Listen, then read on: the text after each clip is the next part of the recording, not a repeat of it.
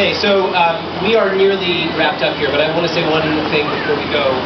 We're going to do our typical cheer in a moment after Jimmy rings the bell, and we're going to gather for a photo, so I'd love for you to stay for that. But before we do that, I want to say that what we're talking about here in terms of the seaport is larger than the growth of commerce in New York and how New York became a financial capital of the world, though that is written into the very stones in the street and the bricks in the buildings, the plates in the ships, the planks in the pier. That's the fiber of the district. But what you've been hearing about today as well is a broader topic that we think of as New York values. That came up a little bit during the Republican primary, where it was really misattributed. The concept of New York values being something negative, that you could list things like avarice among New York values. And certainly there's an underbelly to the city. There's certainly people who have and people who have not. And the history is not a simple one. But fundamentally, if you go back to the Dutch founding principle of the city, the concepts were tolerance and trade, right?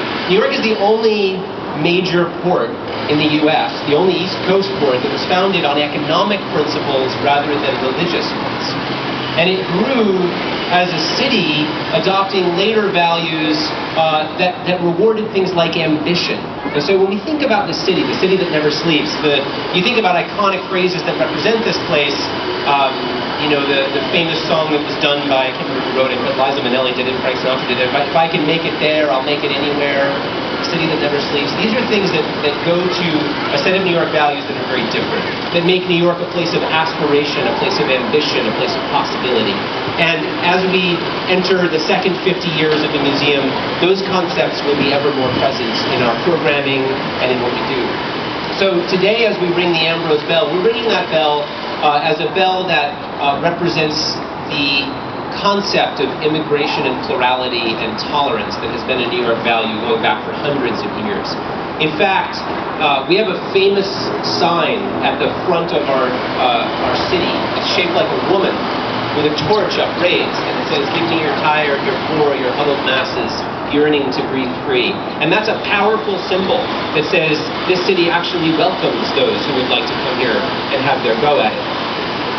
But before anyone could catch sight of that, at any time during the period of waterborne immigration, this is what they would see. These lights up here, one or the other of these lights was lit every evening, and the side of the ship itself, a big, colorful light ship, was what you would see before you would ever see the land or the lights of New York, let alone the torch at the top of the statue. So in many ways, the light ship behind us, the lights at her masthead, the bell that you would have heard in fog or limited visibility, those were the sights and sounds of liberty. Those were the sights and sounds of possibility.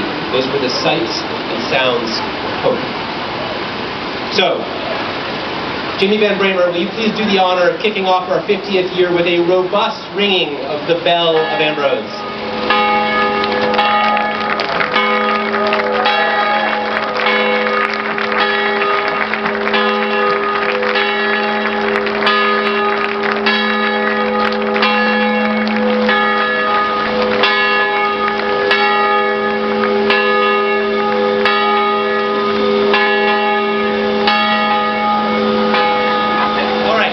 Two things. We finished this off. You remember, those of you with us on September, you remember that when two ships meet at sea, or when one ship is clearing out of an anchorage, and the others see the one leaving, and they might look and say, "Oh, the ship Judea," or whatever she is, and they would say, "3 cheers for the good ship Judea," and the crew would respond by saying, "Hip, hip, huzzah." So we did that in September for Wavertree when she came back, and now we will do it for our very good museum. I want to hear huzzah loudly. I want to see cheering, throwing of hats. 3 cheers for the South Street Seaport Museum. Last 50 years and the next ones. Hip hip! Hip hip! Hip hip! I'm so glad you were here with us today. We're here all day. And will you please join us, Kenneth Summer. Kenneth? Bow of Wavertree still? Okay, we're going to go to the port bow of Wavertree, right on the Esplanade. Elbow everybody out of the way. And listen, you can be a New Yorker on your first day here. It's one of the best things about this city. If you just happened onto the pier, you can love this museum too. Come join our photo. Thank you.